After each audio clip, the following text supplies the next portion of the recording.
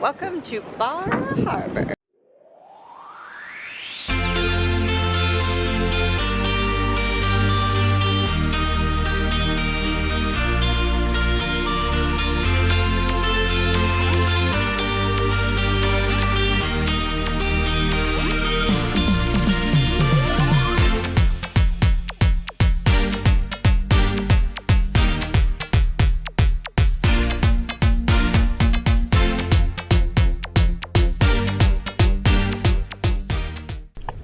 Welcome. Good morning. Well, good morning too.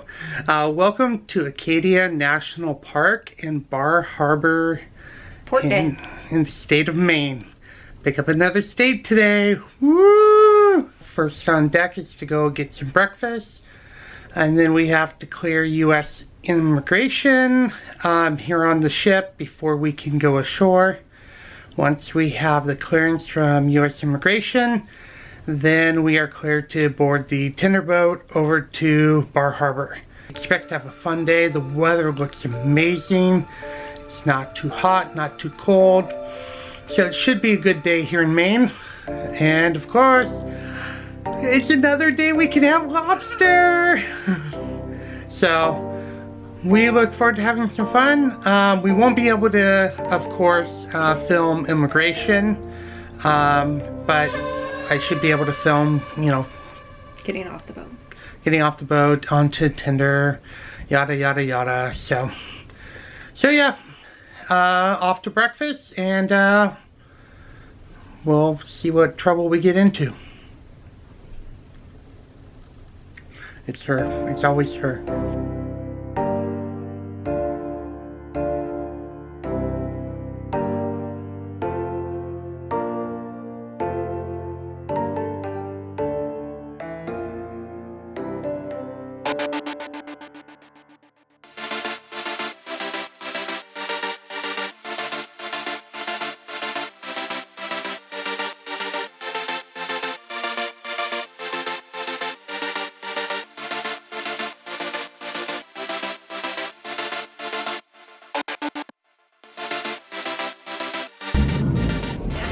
We've made it on a tender, and we are headed to the dock.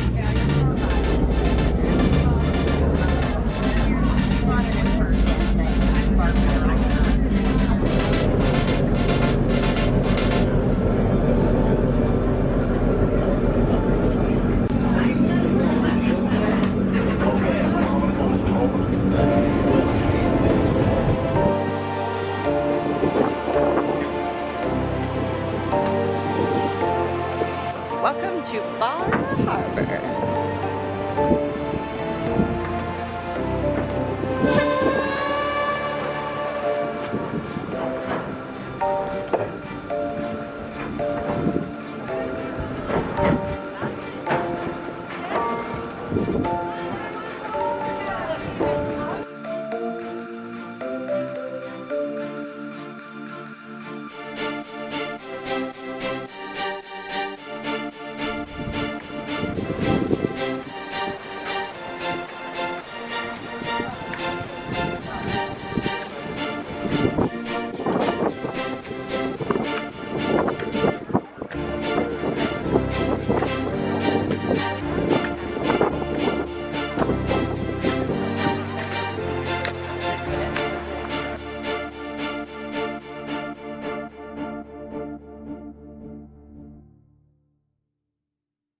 This is one of our newer hotels here, this big West Street Hotel, and this is owned by OPL, which is Ocean Properties Limited, and they own a lot of hotels around us.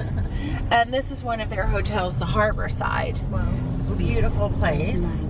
And this right now, what we're on is called West Street. And this beautiful club coming up here, they brought back to life Tom Walsh, who died last year, who was the head of OPL. It locks, and then I feel like I'm in jail. Well, I'm redoing it. Just act like you're wearing it. Put it like over your arm. No, I'll get it. Don't worry about it. Okay. Oh, no, I won't get it. Oh, no, you're It's okay. So this is the one that you think that... Yes, this club is important because it was a dilapidating wreck.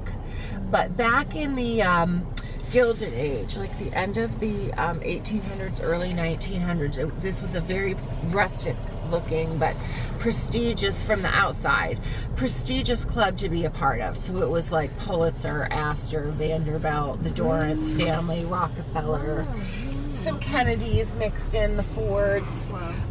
So that was really a special place to be a member there. And Tom Walsh with OPL, he brought that all back to life. And there's a big Olympic-sized swimming pool behind there. And a granite hot tub that's made with our pink granite from the island. So that's beautiful area, and we can buy private memberships there, but it's they use it for all of their hotels. Even though most of them have a hotel, already have a pool, they can use that club because they're assessed a fee. That right there to the right is across there is Bar Island. And when the tide goes out, that becomes a sandbar. So you can walk across there. Unfortunately, people can drive on it, which we don't really love, locals. And but on the island, Bar Island, no cars. So you can drive on it and leave your car there and hope the tide doesn't swallow it. Right. Yeah. Or you can just walk like a normal human being.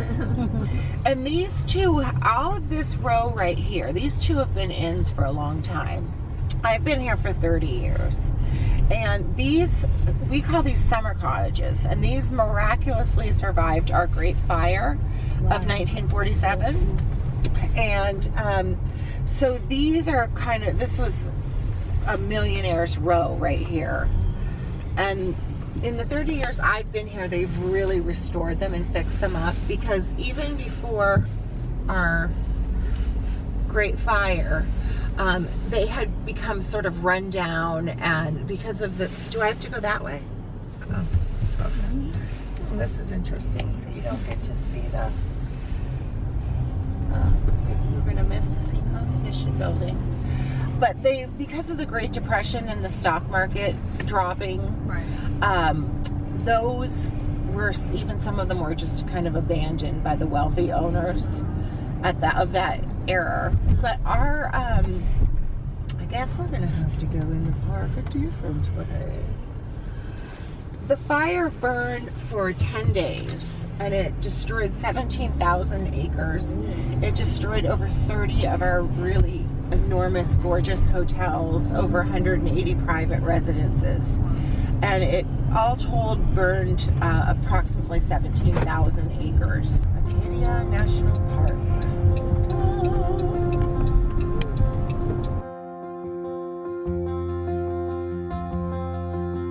And we were discovered by Samuel, I call him Samuel blah blah blah blah blah blah du Champlain, because he has so many names.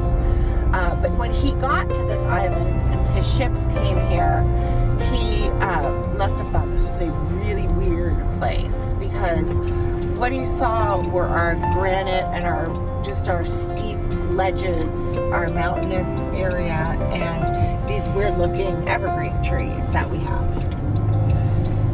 So he thought that our island looked like a desert of weird looking trees and rock, basically. And he was fascinated by how the, as we'll see today, how the evergreens are able to grow out of the rock faces in many places. So he said it was a mountain of, it was mountains of just desert, like a desert of trees and mountain. But when he said Mount Desert, he said it Mount Desert because he's French, but it is spelled desert. I know. So we call it either here Mount Desert or Mount Desert, but around the state we're just known as MDI. MDI. We're the biggest island off of the coast of Maine, and we're 108 square miles, this island, and there are 4,400 islands off of the coast of Maine. So we're the biggest, and we usually are just known everywhere as the island. So if you were in Portland tomorrow and they said, where were you yesterday? You can say the island, and they'll know what you're talking about.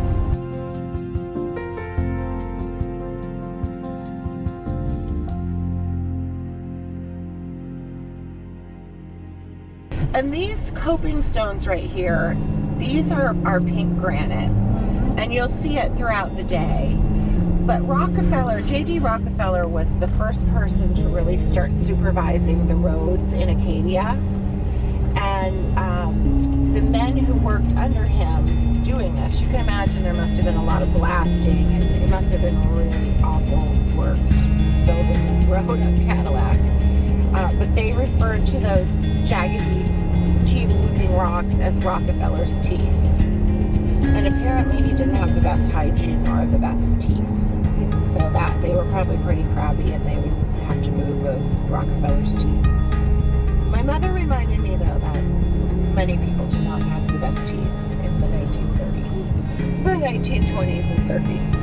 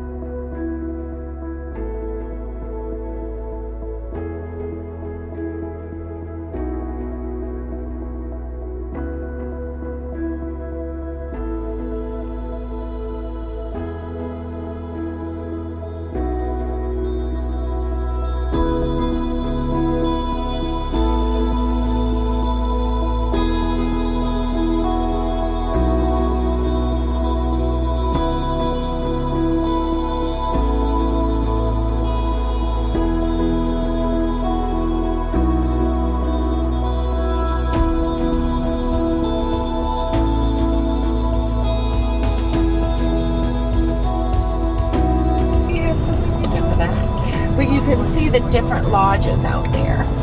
I don't like to pull over here because this is such a bad.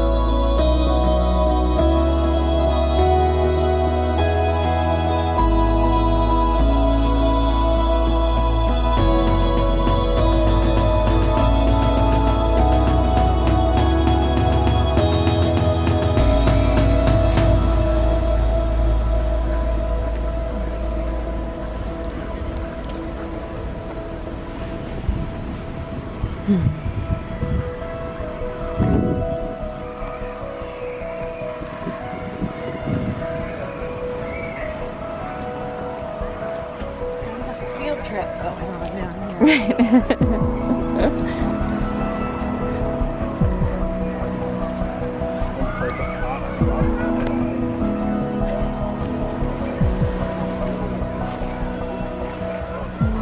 Oh wow.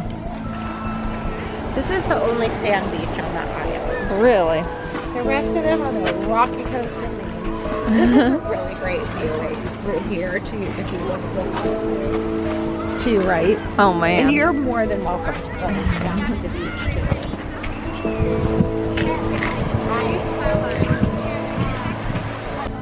Sandy Beach at Acadia National Park. The only sand beach in the whole park.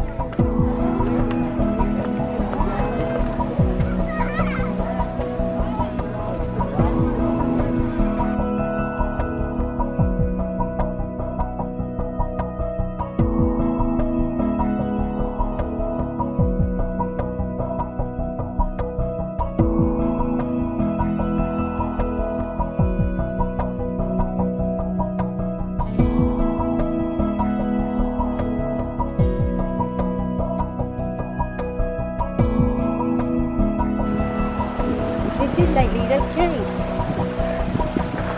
That cool? Oh, okay, let's see when I walk inside. Do you ever do this? Oh yeah, you're gonna hop the rocks? I used to do that when I used to go to school. In my car. This is the way you do it. Oh gosh. You know why? Because growing up with not many bridges, and you have to cross river, and that's what the way you do it. Yes!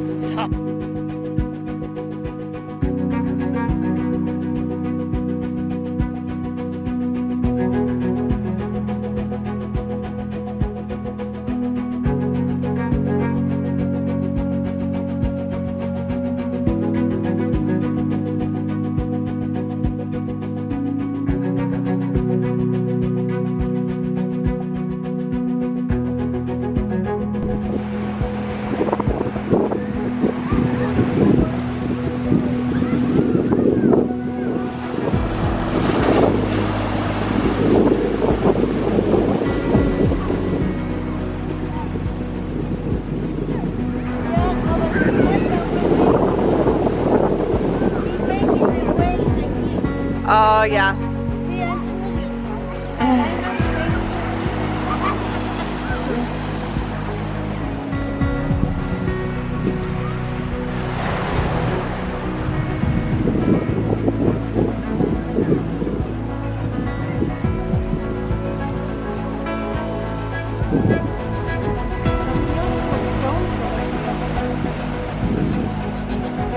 Like this is black.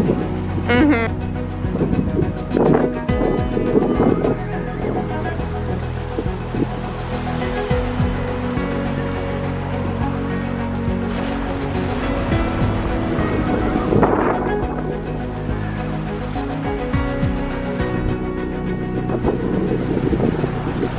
Now we gotta cross back over. I said now we gotta cross back over. Okay, I'm with you. kind of cool. Gotta be careful. Kind of cool. Now, Woo! those Almost all lost it happened there. To be there, over there, back then, people put the what? Strategy. One last look at Sandy Beach before we head on to the next stop.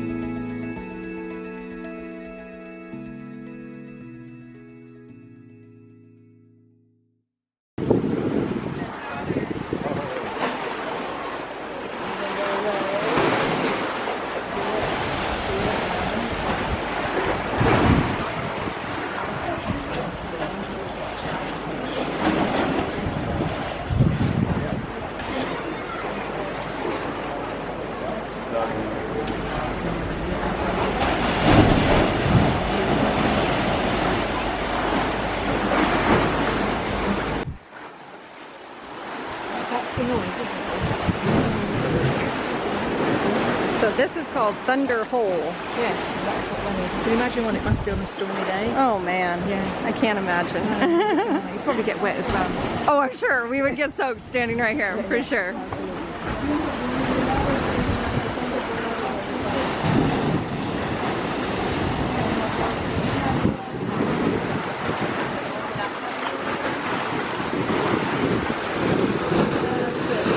Woo!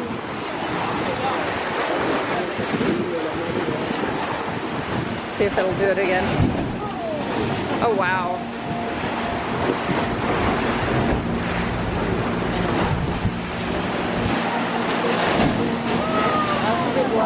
Wow.